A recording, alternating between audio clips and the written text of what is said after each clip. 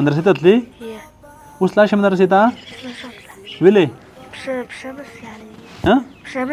خو د ګای 4000 معاش درکولو چې په دا کې مې 2000 د کور کرایه ورکوم.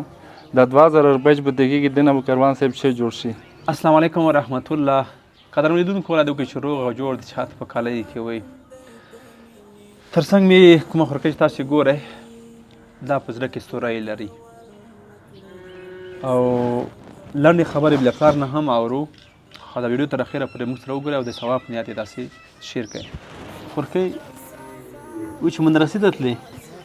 مدرسې ته تلې؟ اوس لاړ شې مدرسې ته؟ ولې؟ خو خپې دې سیالي وي زړه ته درد نه کي؟ زړه د سروای نه وخ الله دې شفا دې درکړي. ښه د مختار جان سره څو خبرې کوو او د ده نه اورو چې څه مشکل لري او څه ستونزې لري.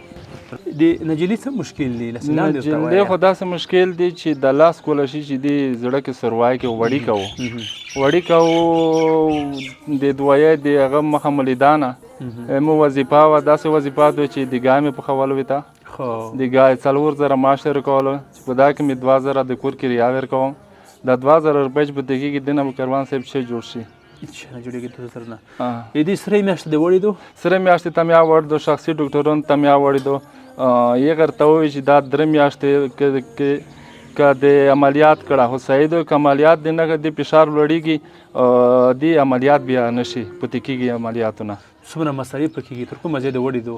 تر کوبله پورې مې رسولې د خوست په ډاکټرانو وکړه، د کوبل ته مو یې وړه، سرې میاشتې ته مو وړل دو 1,80,000 افغانۍ مصارف ورته خیلي دي. خالي د پیسو د وجې بیرته روغلې؟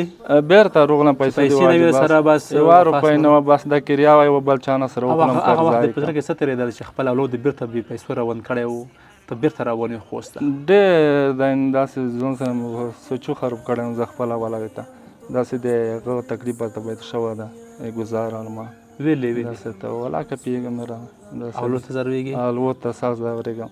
هغسې مې 2 نور اولادونه د هغې وړکي د هغې په زړه کې سروای کېده، هغه هم یې ور کړي وو، هغې نه یې ووایي چې بس په خپل ټیم یې روولی. وښی ښه قدرمن لیدونکو، یو پلار چې اولاد یې په داسې حال وي چې د مرګ او ژوند تر منځ وي، ته نهیلی له یوې شفخانې راووځې، تا سره په لاس کې پیسې نه وي، دا تر ټولو سخت درد دی. زما تر څنګ خورکۍ چې ناسته دا به مدرسې ته تله، د قرآن شریف ویلو، اوس هغه توفیق الله پاک ترې واخیست، وایي زړه مې خوږېږي، زړه مې درد کوي، نه شم تللی. راځئ په ګډه همکاري ورسره وکړو. پلار یې 4000 افغانۍ معاش لري، په یوه ځای کې اشپزي کوي، نو تاسې فکر وکړئ 4000 افغانۍ باندې به سړی څه شي وکړي؟ د دې کرایې هم نه کېږي هغه، بیا هم په دې کې 2000 افغانۍ دا کور ته راوړي، کور کرایه جوړ کوي. نو دوی بې حده ټیټ حالت کې دي. راځئ د خپل وس همکاري ورسره وکړو په دې هیله چې بل ځل راځو دې خورکۍ ته موږ پیسې کېږدي، چې خورکۍ د پیسې ته عملیات پرې وکړه. تر بیا ښې چارې ښه درته غواړم.